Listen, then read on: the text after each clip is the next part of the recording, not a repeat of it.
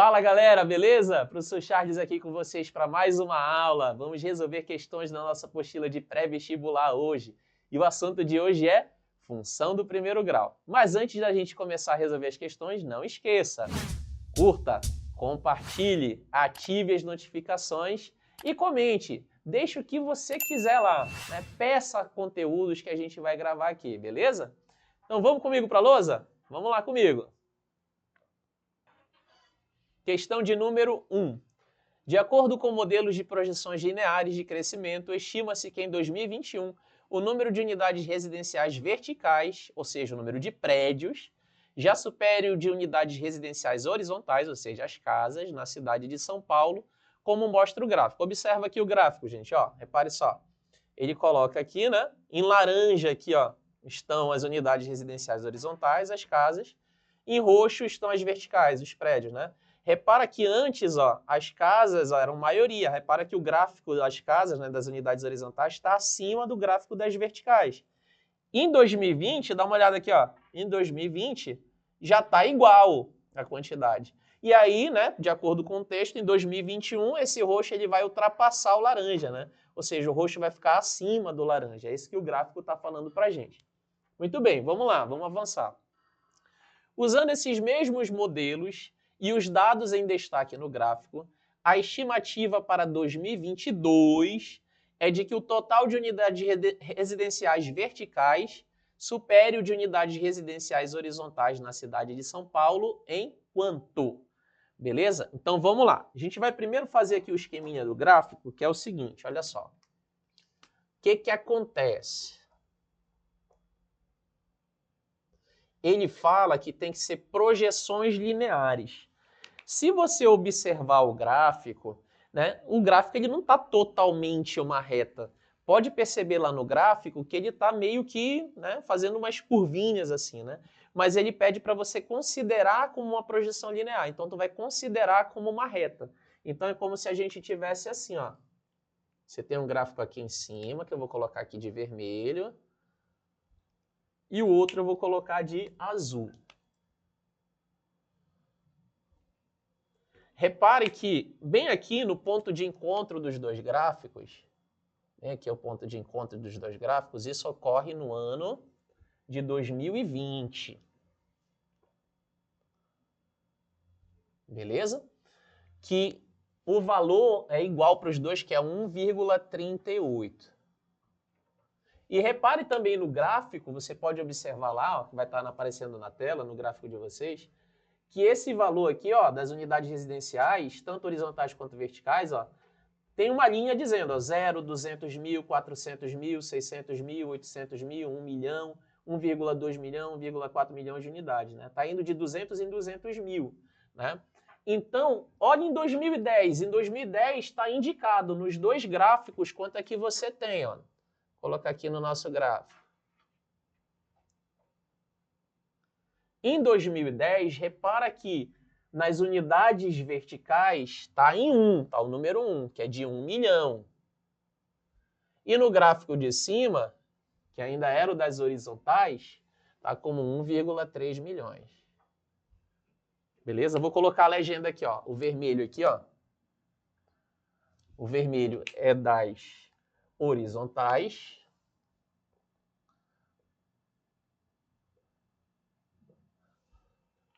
E o azul é o das verticais. Unidades residenciais verticais.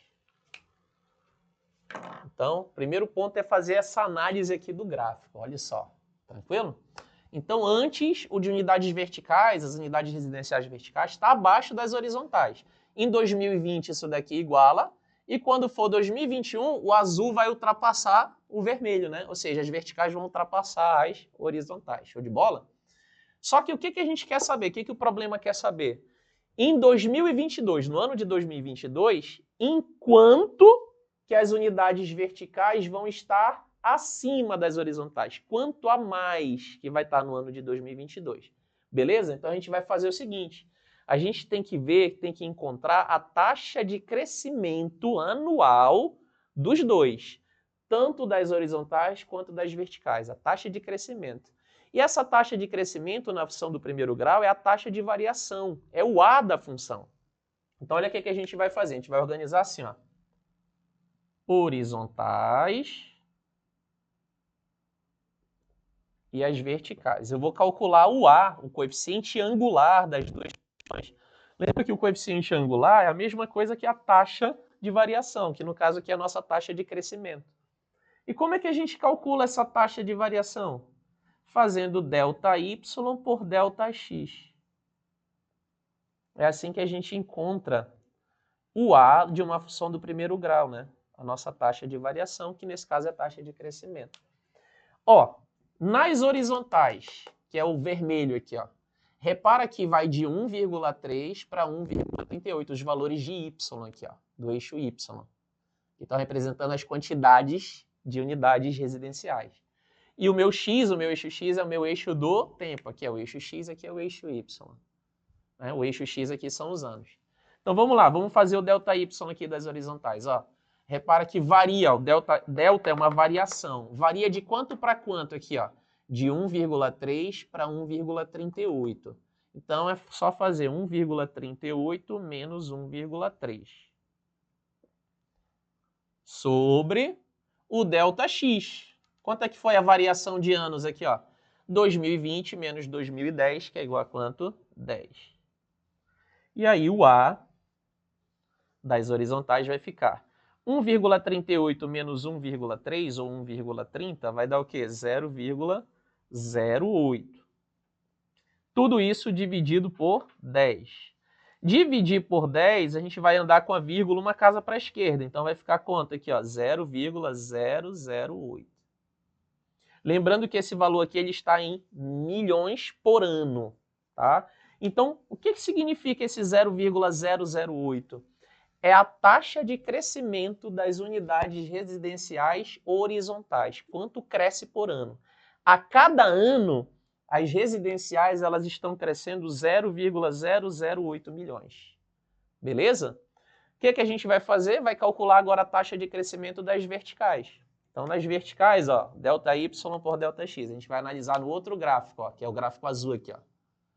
Então, taxa de crescimento, ΔY, ó, vai de 1 para 1,38. Então, 1,38 menos 1. Sobre ΔX, num período de quantos anos aqui? Ó, de 2010 para 2020, 10 anos. Então, o A dessa função aqui vai ficar 1,38 menos 1, 0,38, dividido por 10. Dividir por 10 e andar com a vírgula uma casa para a esquerda. 0,038. Qual é o significado desse 0,038? Significa que a cada ano as unidades residenciais verticais crescem 0,038 milhões. Show de bola? Então eu tenho a taxa de crescimento das duas unidades residenciais. Só que aí o que a gente quer saber é, em 2022, em quanto é que as verticais vão estar superando as horizontais? Quanto é que vai superar? Porque o que acontece? Se você observar, esses gráficos vão continuar aqui. Ó. Continua aqui o azul, continua o vermelho aqui. Ó. Beleza? E aí vamos supor que bem aqui é o ano de 2022. Ó. Vou continuar aqui o nosso gráfico. Ó. Bem aqui vamos supor que é o ano de 2022. Ó. E aí tu vai ter aqui, ó, esse pontinho indicando as unidades residenciais verticais, que já está acima das horizontais, que está aqui. Ó. Ele quer saber em quanto que isso daqui supera esse, ou seja, ele quer essa diferença aqui. Ó. Quanto equivale isso aqui. Beleza? É só tu ver a diferença dos dois crescimentos, das duas taxas de crescimento. Então, o que eu vou fazer? Isso daqui é quanto cresce as verticais, isso aqui é quanto cresce as horizontais. Faz a diferença. 0,038 menos 0,008. Isso daqui vai dar o quê? 0,300. 0,030. O que esse 0,030 significa?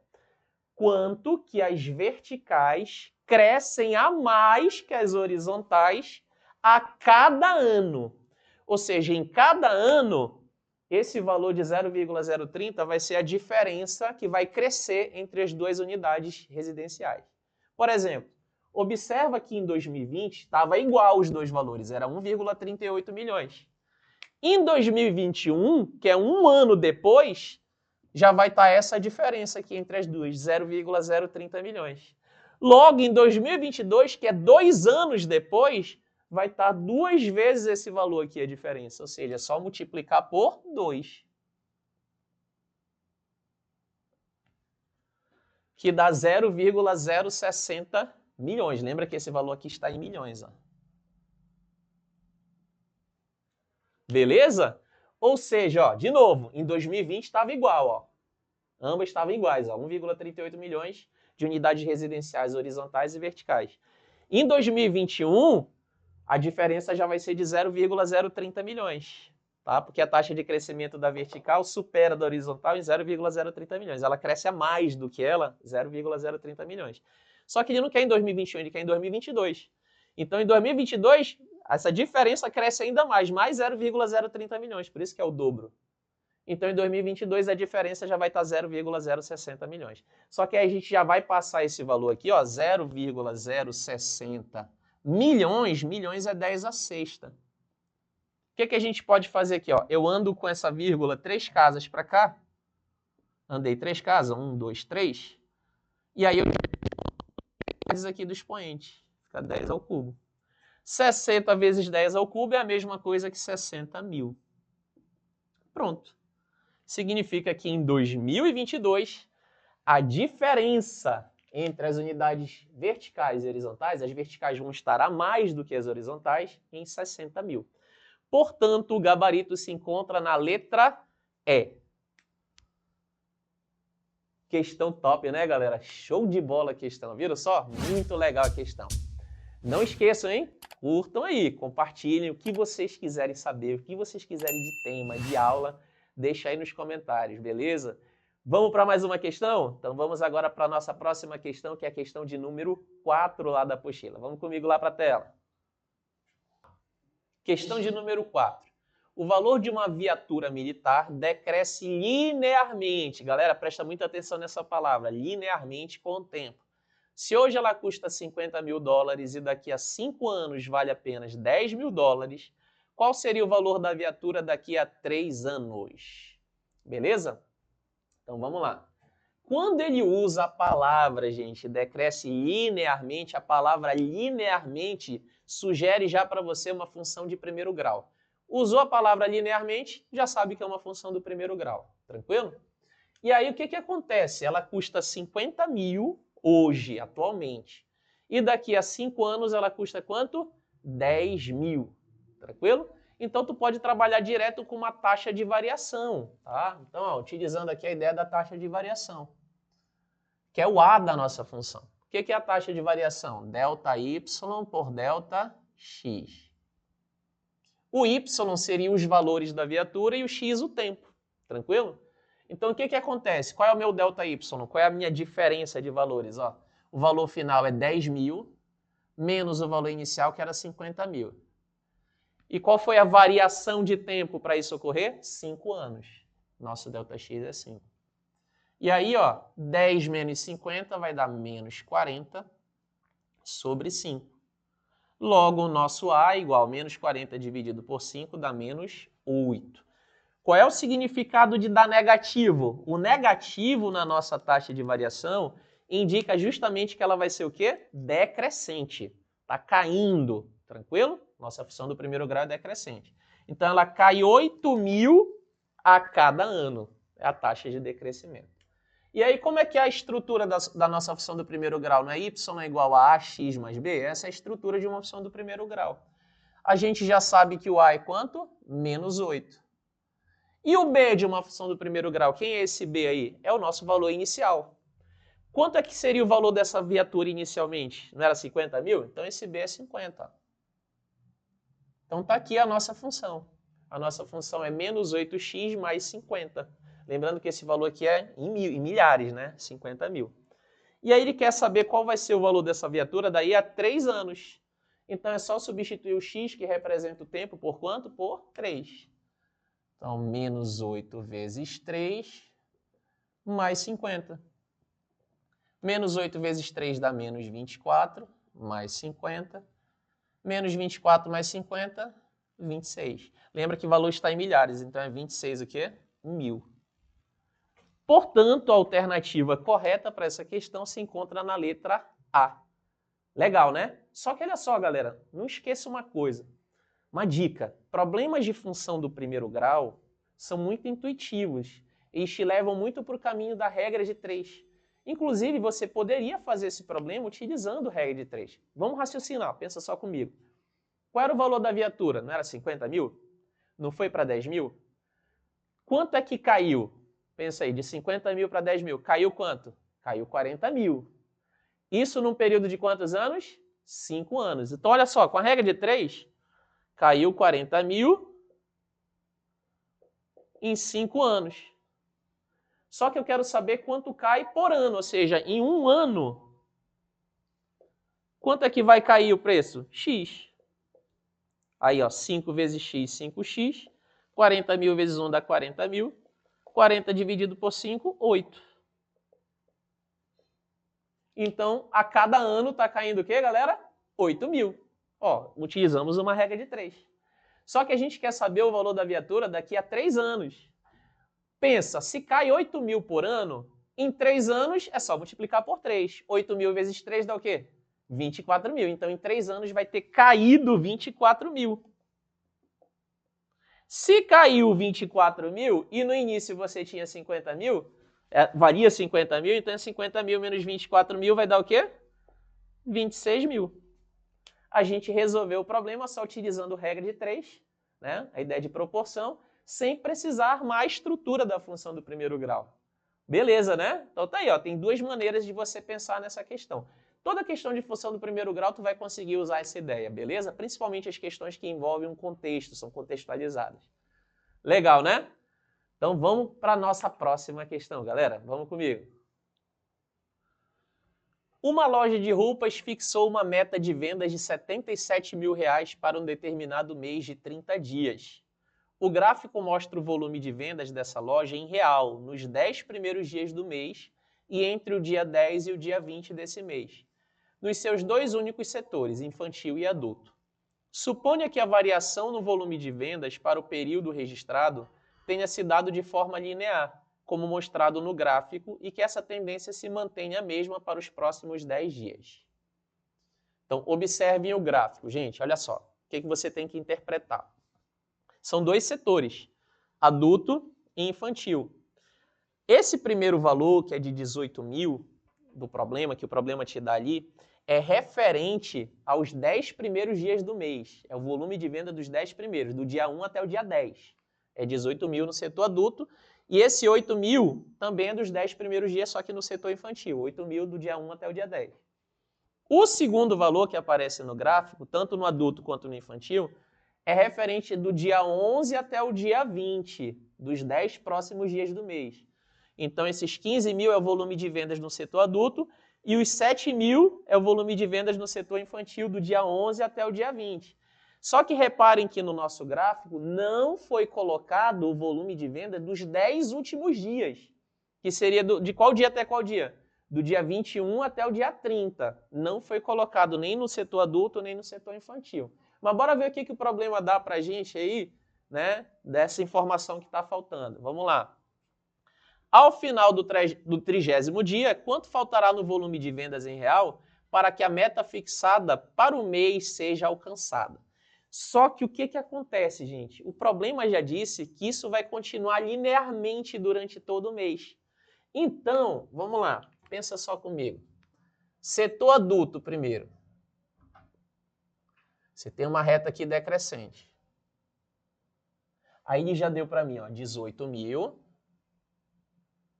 E eu vou colocar esse valor bem aqui, que é 15 mil.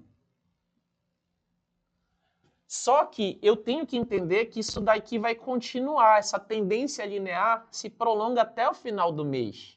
Tá? O gráfico que foi dado na questão só vai te dado daqui até aqui, ó. Mas aqui, ó, isso daqui se prolonga para os próximos dias, né? Para os 10 últimos dias. Então, olha a sacada. Daqui para cá, quanto é que varia? De 18 mil para 15 mil. Não vai cair 3 mil no volume de vendas? Então, eu entendo que se continuar de maneira linear, um decrescimento linear, vai cair a mesma coisa para os 10 últimos dias. Vai cair 3 mil. Quanto é que seria 15 mil menos 3 mil? Vai dar 12 mil. Então, o volume de vendas nos 10 últimos dias do mês, que é do dia 21 até o dia 30, vai ser de 12 mil. Então, a gente pode calcular o volume total de vendas no setor adulto. Qual que seria esse valor total no setor adulto? Vamos lá. Esse valor total vai ser 18 mil, mais 15 mil, mais 12 mil. Que vai dar, 18 mil mais 12 mil vai dar 30 mil. Com mais 15 mil vai dar 45 mil. Esse é o total de vendas em todo mês no setor adulto. Só que não esqueça que essa loja tem 2 setores, também tem um setor infantil. No infantil a ideia é exatamente a mesma. Só são os valores que mudam. Então no infantil o que você tem? 8 mil nos 10 primeiros dias, 7 mil do dia 11 até o dia 20. Só que a gente não foi colocado no gráfico do dia 21 até o dia 30, que são os 10 últimos dias do mês. Mas como vai seguir o padrão linear, a tendência linear de decrescimento, então se daqui para cá caiu 1.000 no volume de vendas, daqui para cá vai cair 1.000 também. Então 7 mil menos 1.000 vai dar o quê? 6 mil. E aí qual vai ser o valor total de vendas aí no setor infantil nesse mês todo? 8 mil mais 7 mil mais 6 mil. 8 mais 7, 15, mais 6, 21. Esse é o valor total de vendas no setor infantil dessa loja. Só que aí vamos lá. Vamos juntar tudo dessa loja agora. Agora é o valor total, totalzão, incluindo adulto e infantil. É só somar 45 mil com 21 mil. E aí esse valor total vai ser de quanto? 66 mil. Só que é o seguinte, lembra que lá no início do nosso problema, se você observar lá no início, né, no primeiro slide, ele fala que a meta de vendas era de quanto? De 77 mil. Só que o valor que ele vai alcançar nos setores adulto e infantil é só 66 mil.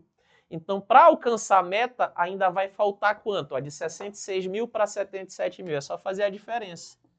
77 mil menos 66 mil, que vai dar quanto? 11 mil.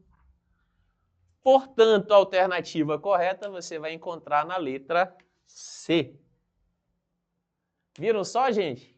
Questão moleza, né? Você nem precisou armar a função. É só a ideia do decrescimento linear.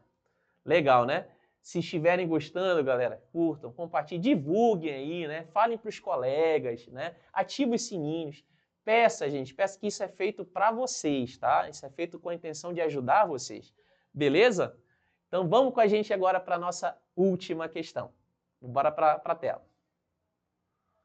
Questão de número 17. A função f de x igual a ax mais b é estritamente decrescente. Presta atenção nessa informação. Sabe-se que o f de a é 2b e o f de b é 2a. O valor de f de 3 é quanto? Questão legal, olha só. Então, quando ele diz que a nossa função é f de x igual a ax mais b, a gente tem que conhecer a estrutura. Isso aqui é a estrutura de uma função do primeiro grau. E quando ele diz que ela é estritamente decrescente, já lembra logo, o coeficiente angular, que é o a, tem que ser negativo. Então, falou que é decrescente, ele já está me dizendo que esse a aqui, é um valor menor que zero, é negativo. Show de bola? Se fosse crescente, esse A seria o quê? Positivo. Muito bem. Aí deu duas informações depois. Uma que o f de A é igual a 2B. E a outra informação é que o f de B é igual a 2A. Então, o que a gente vai fazer? A gente vai pegar a função, que é f de x igual a ax mais b, e vai substituir. Por exemplo, ele me deu f de A, então no lugar do x, eu vou substituir pelo A. Onde tem x aqui, eu vou jogar A.